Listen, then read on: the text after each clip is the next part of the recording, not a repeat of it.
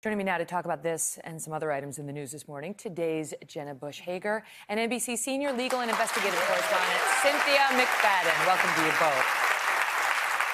So what a thing to see the students rise up and say, if you adults can't get it settled, we're going to take the helm, right?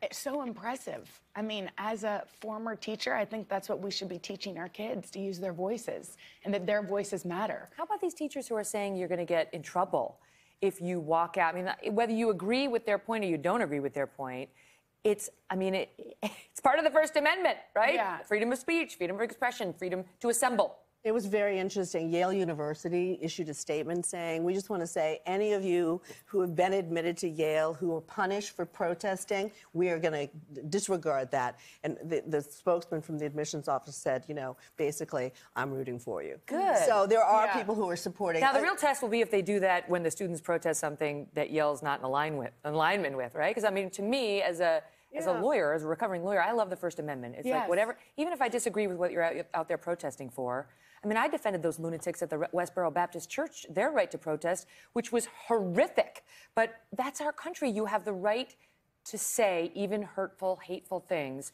And then the other side is supposed to rise up and say their things even louder. That's how it's supposed to work. Imagine that those pictures of those sneakers in front of the Capitol are so moving. 7,000 pairs of sneakers. And, you know, I did a little fact-checking to see whether or not that was an inflated number. Get this.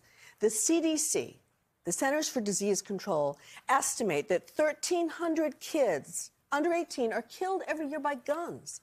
The number's right. 7,000 is probably a little low. You know, so it's not okay. And if it was a jetliner crashing every couple of weeks, we'd be saying this has got to stop. We've got to do something. But it's amazing how long it's taken to see any real. I mean, the wheels seem to be turning now in response to Parkland in a way they haven't before.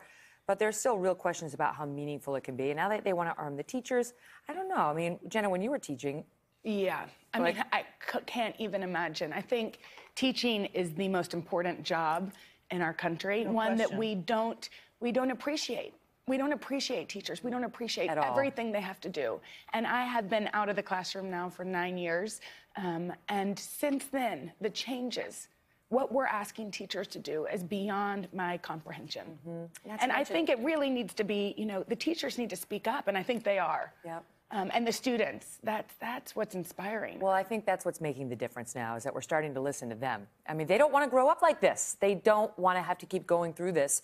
And I, as the mother of young children, and you can relate to this too, I don't want my kids to have to go through. I don't have to worry about this when they go to school. And I don't want to. Having children changes your perception on everything. You listen to those parents and you understand the pain that must be. Exactly. And the fact that my kindergartner next year is going to be part of live shooting drills, I can't believe we've gotten to this place. Yeah, I mean, my kids have already gone through it, and they don't tell them it's an active shooter drill. They tell them it's like a fire drill, so they don't know. But before long, I won't be able to shield them from that anymore, and they're going to find out. At my son's high school this year, one of the beloved members of the faculty or staff was shot and killed outside the front door. The kids, you know, traumatizing by a boyfriend who showed up at the school, and as the kids were arriving at 8 o'clock for school, shot and killed. Well, another piece of this, because they're protesting, they want to stop to gun violence. But it's not just about the guns. They want better mental health reform. They want that paid attention to. And I'll tell you, next week on this show, we have an extraordinary panel of moms coming on to get real about their own children and their concerns about their mental health and how society won't help them. Yeah. And that's part of it, that yes, we should look at what's happening and how it's so easy for these would-be criminals to get their hands on guns and assault weapons. But what about people who are deteriorating mentally, and we do nothing, and we don't even help the parents with an outlet to help them? Well, and there has been such a stigma. You know, if your child has cancer, you wouldn't be afraid to talk about that. Right.